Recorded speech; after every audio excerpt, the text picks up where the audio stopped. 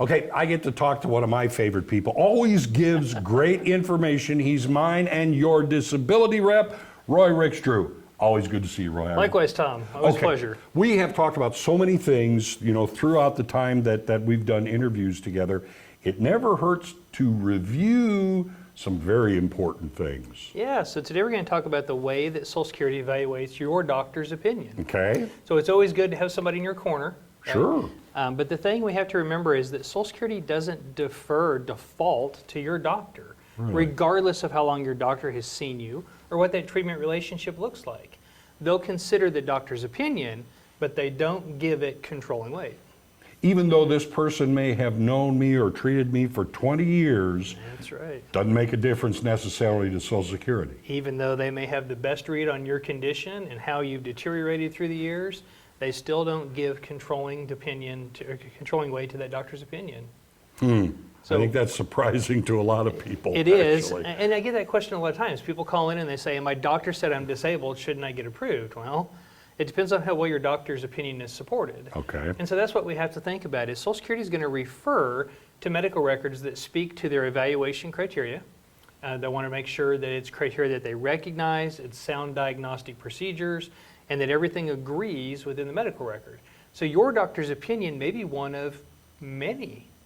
They have to balance out each of those opinions and kind of make that make sense. And your doctor is not necessarily following their criteria. Yeah, that's correct. Sometimes the doctors are unaware of how Social Security determines disability. Kind of the famous thing within disability is the doctor saying, I'm disabled, or your client's disabled, has very little merit because the doctor doesn't understand how Social Security determines disability. They don't understand the vocational aspects. They don't understand the job duties or the job restrictions. They don't understand the impact that a limitation may have on our ability to do certain jobs.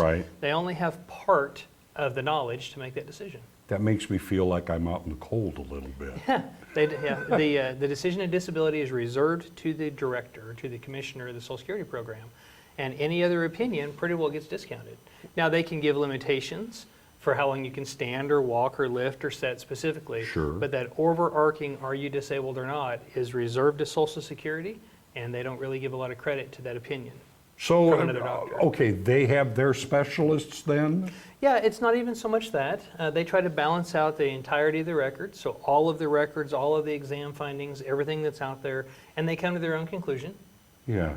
See, this is why you review, because I know I've heard this before, but anytime you tell me this, I just get shocked all over again. Yeah, and our doctors are not Social Security doctors, and so they don't have the full global understanding, unfortunately, and so Social Security will make their own decision. Now, they do consider your doctor's opinion in regards to how long, on some criteria, how long you've seen the doctor, how thorough they are, how frequent the contact, how credentialed your doctor is, right? If it's a specialist, it's going to get more traction than if it's a general practitioner. And then, of course, how well they're acquainted to the program rules.